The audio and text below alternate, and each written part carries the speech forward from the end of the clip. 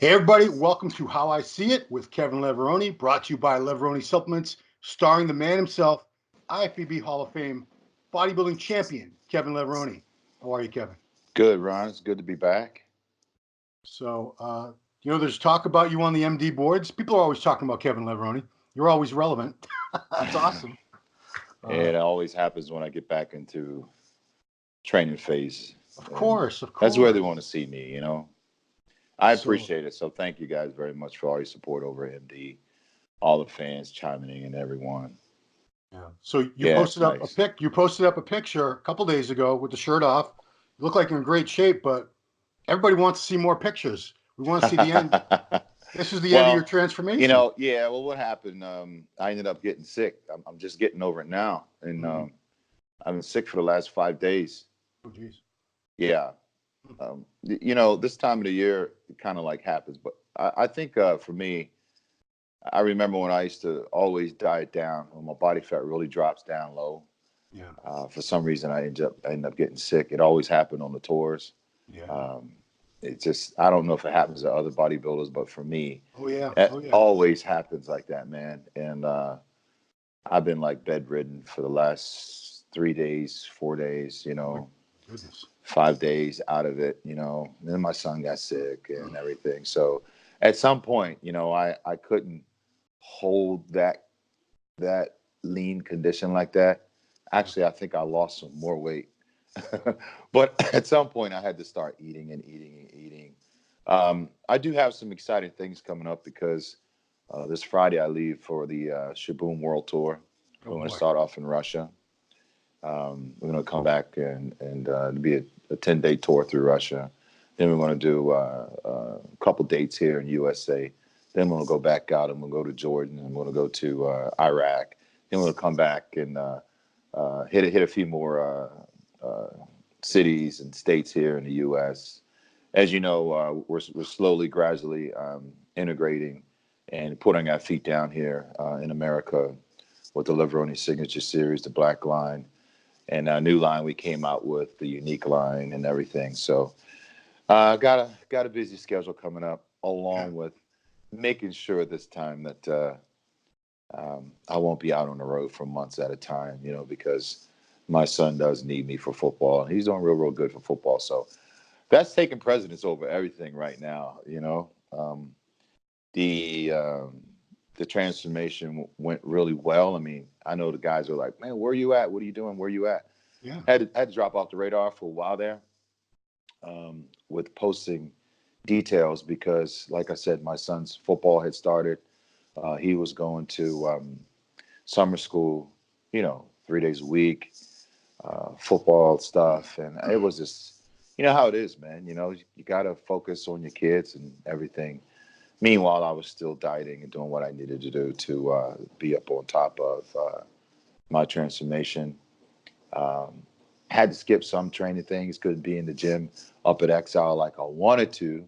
Mm. So I had to just find other avenues, and I did most of my training out of the home here. So Okay. Yeah. I mean, you actually take your son to school, to practices. You're the one doing all that, right? everything, yeah, Yeah. You don't have a nanny yeah. or anything? No. No. I want to spend time with my son, man, Okay. because like I said, my dad, my dad used to do all that with me. Then he was gone one day. You know, Mm. all of a sudden he just was gone. Mm. You know, from cancer, and he died, and it was devastating. So when I see Gabe, I kind of like see my father and myself, and every chance I get, I just want to be there for him. Because life is short, man. I just lost my cousin last night, Right. yesterday. Very sorry.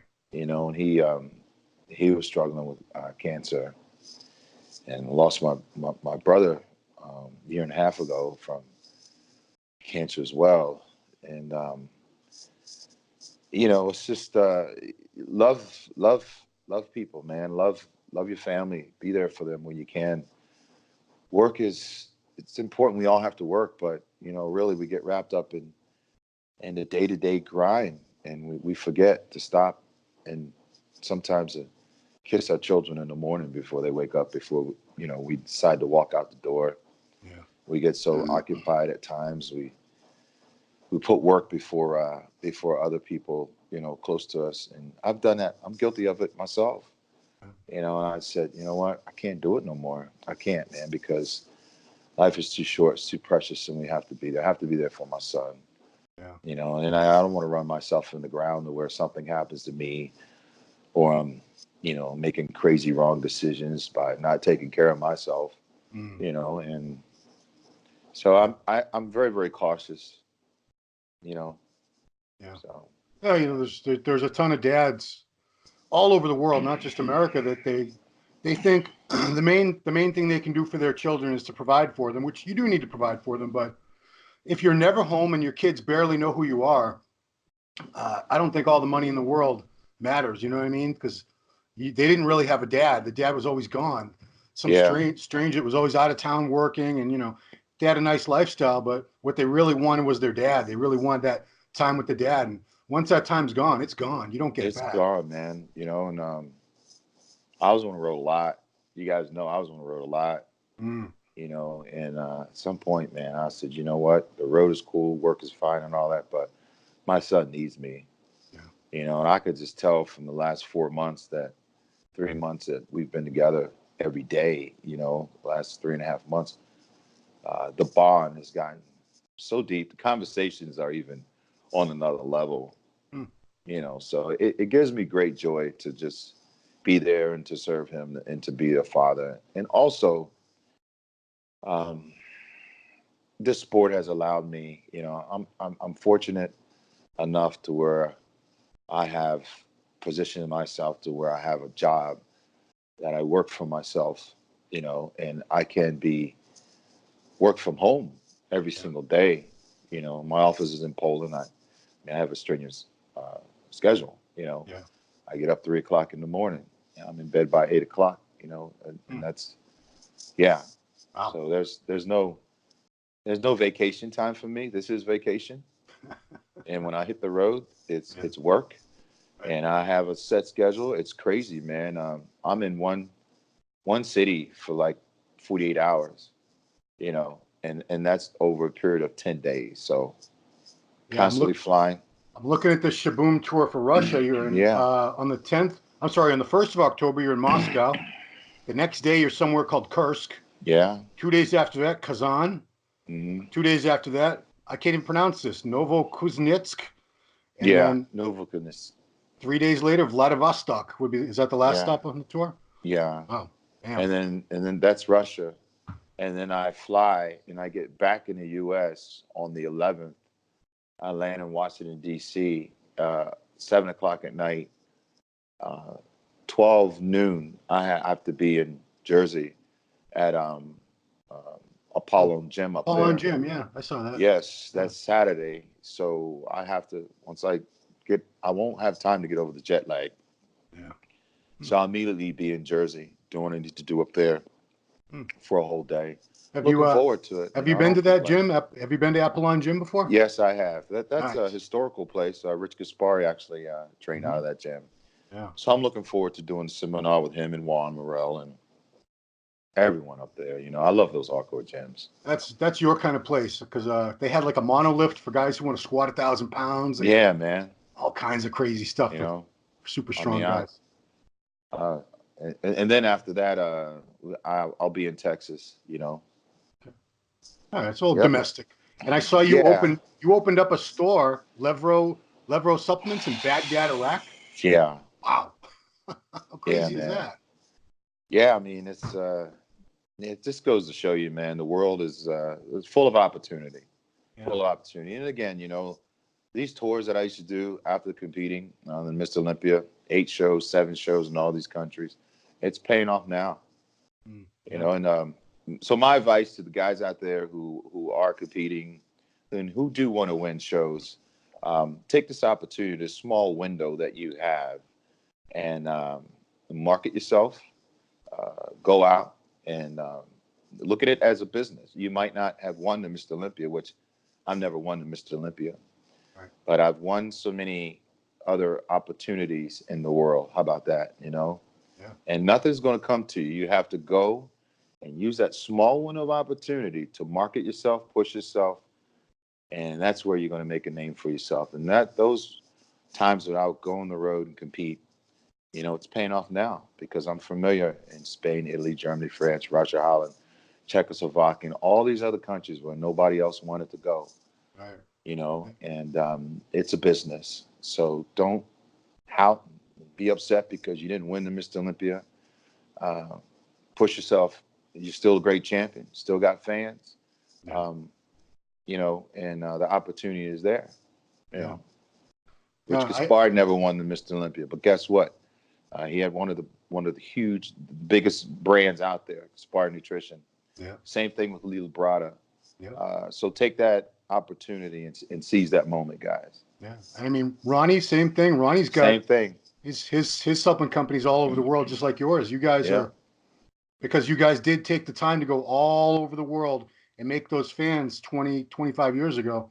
Now you're Yeah. reaping, these people Yeah. they still remember you. Yeah, man. So the IFBB's been great. You know, opportunities have been great. You know, just get out there, hit the grind. And I'm telling you, man, I'm used to it. I'm used to flying. I'm used to grinding. I'm used to not getting any sleep because the tour has taught me well. Hmm. You know, many nights I'm in hotels and stuff, you know, by myself. Um, of course, missing my son and my family. Yeah. But, you know, you just have to focus on the end. I don't focus on the beginning. I focus on finishing the race, the ending, you know. Yeah. And those fans are there waiting. They've all purchased tickets waiting for me to come. Some of them drive 809,000 miles, you know, and Goodness. they drive me. So when I'm tired, man, I Wow. look at them and I'm like, wow, you guys did that for me. Who am Yeah. I? You know, I'm just a individual positioned to help other people. So that's what my goal is. I mean, they've been on a donkey for 6 weeks from their village trying to get to you. So Yeah, man. probably sometimes. So Hmm. we have to talk a little bit about the Olympia that just Let's passed. talk about the Olympia. Yeah. So Um, yeah, you what did didn't you make think it. about it, Ron? Well, it's still the Olympia. It was missing some very, very notable figures. Obviously, Phil Heath.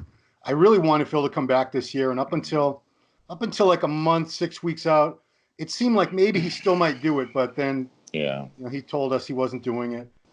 Rami, what happened to Rami? Why didn't Rami? I know he had a Yeah. shoulder injury. He fixed that up, but what a golden opportunity Rami missed, because he showed up the way he looked that year, a couple years ago when he took second to Phil. He would have won. He would have Hmm. won. Kai Green, we were talking about a little while ago. Yeah. Kai, come on, this was your year. I mean, Yeah. maybe he didn't want to do the Olympia and win because he didn't have Phil to compete against, and he wants to say that he beat Phil for the title. I have no idea what was going on in that guy's head. But Yeah. geez, he would have had that title easy. No, Yeah. no No. disrespect to Brandon or William, these guys, but Kai at his best, the only guy that was able to beat him was Phil, and that was just by the skin of his teeth. Hmm. I mean, what do you think I as far think as guys take it personal. The title, they take it personal. hmm, Of course, they want to go to win, and they feel like. But again, it's a business. hmm, That opportunity to make that money yeah, in one weekend, and if you don't win 400,000, then guess what? What is second place? 270 something. probably took 250 or something, I You think. know, and then I mean, and then third place. I 100, mean, geez, look at the money they're giving away. When Lee Haney would win, it would be 60,000 yeah, for first place. I mean, even $40,000, $25,000 for that weekend, it can go a long way. yeah, You know, I mean, of course, the Olympia was what it was, and everyone made their own decisions and everything. But it looked like it was a full house. yeah, yeah. We had a good You turnout. I know, mean, it was like I said, it's still the Olympia. Like you're it if you're really is. you, And we talked about that, didn't we? yeah, we did, we We did. We said, talked about how it's just that Olympia that is the most prestigious, most important show title in the world. yeah, And no, you could see, I mean, Dan Sullivan did a great job. he did. Sean Ray, man, you can't get a better commentator, for our sport than him. He Mm. knows the inside out. I liked it this year better than last year. The Really? way, Okay. yeah, the production of it. Yeah, yeah, yeah. Yeah, it was awesome. It was awesome. And that was Um, just their first attempt. Dan's never done something on yeah, that scale before. Mm-hmm. So I think he's going to get better and better every year. Pulled it off really good, man. It made me feel good seeing a full house and how the production have just grown, and it's a great opportunity. And if you can't market yourself and be successful off of, that opportunity that the IFBB has presented you as an IFBB Pro, the platform, I mean, then it's just not going to happen. Yeah. And as far as, people saying this Olympia sucks because I'm not going to watch the Olympia because Phil's not in it, Rami's not in it, whoever's not in it, I'm going to use a football analogy, even though I am a football moron, as you probably know. I just wear the shirt to support the local team. But even if your team, I assume you're a Baltimore Ravens fan, or maybe not. I don't really follow teams. I follow Okay. players. Okay. Well, I'm just saying, if your team doesn't make it to the Super Bowl, does that mean you're not going to watch the Super Bowl? No, Of course not at not. all. You're still going to watch the Super Bowl. I think people say all those things, oh this, oh that, oh that, and guess what? They still tuning in to look and to Obviously. see who is in shape, and to see, and then they're going to have their remarks of their opinions and everything else. That's just how the world is. Yeah. No matter who wins the show, there's always somebody out there thinking, well, that person shouldn't have won, or placed where they should have, or this or that. You can't please the masses, man. Well, the top You just three can't. was so tight this year. As far as I really think any three of those guys, Hadi Chupan, William Bonac, Brandon Curry, I think in any given scenario, any one of them could have won. They gave the win to Yeah. Brandon. I thought Brandon was deserving. I'm Did just you? proud of all of them. I'm proud of every last one of them. I'm proud of what the Iranian guy did. Mm, Amazing, amazing what he's done. The great sacrifice to come over here and to just show up in that kind of conditioning. mm, Unbelievable. Brandon Curry, the size that he put on and what he has done, doing his sacrifice, over the last 3 years. And I remember talking to Brandon in the airport before he even decided to go to Kuwait. He's like, man, I'm thinking about going over there. Hey, man, give it up. He went over there. He dove in 100%, and it paid off. He's our Mr. Olympia, so congratulations to him. Dexter Jackson, what a role model. mm. What a nobody can do what Dexter has done. Unbelievable, man. It's so inspiring to see him up on stage. He is what that Olympia is all about. So deserving to be up there. In great shape he was. Yeah. William Bonek, still grinding it out. Kudos off to him. And I have to say one thing to William is that, he's right. You have to learn your own body, make your own decisions, learn what works for you. And he stepped out, and that's what he's done, and he's learning that. And he looked great. Trust your decisions and who you are as an individual, and you're always you're gonna feel good about yourself. And so, to everyone into that, congratulations. But most importantly, judges did a great job. It was a huge show, down to the bikini, classic physique, and also 212. the 212 guys. Did you catch the 212 was won by Kamal El Gharni from? A little bit of it, I did. So Yeah, he's a almost little bit. 48 years old. He was Unbelievable. a top champion doing all those international shows Yeah, for years and years. yeah. Raphael would not give him a pro card, just refused to give him a pro card. Finally got his pro card last year, did second. Then this year he won. And Yeah, that shows you it's not politics. Because if it was politics, Derek Lunsford, second place. He was the yeah. guy, young, good-looking American guy, Hmm. second place the year before. It would have been very easy for the judges to just say, "Okay, Derek, you win." But they went with the muscle maturity, the granite Yeah, condition. Yeah, Kamal was no joke. He looked like he was carved out of stone. That guy. yeah. It was just good to see the whole production of it and see how the sport's grown. And it's by them adding those classes in there, it's making it a lot more mainstream. You know. Did you get a look at Chris Bumstead, who won Classic finally? Yes. Yeah. Yeah. Got to look 20, great. 24 years old, and that was his. Yeah, he was second 2 years in a row. So Yeah, he Jesus. looked great, man. Looked great. Yeah. What a great physique on him. The sad It's thing good. is he's already talking on his videos that he's got a kidney condition, it has nothing to do with Oh, bodybuilding, but he's saying he's probably not going to compete much longer, yeah. just because the bodybuilding lifestyle, forget about the super supplements, but just all the protein and all the, it's just not the healthiest thing on your kidneys. And the hardest part on your body is when you diet down for a show. Yeah. Those last 4 weeks, 3 weeks, and that week before a show, when you deplete yourself, man, that's danger zone.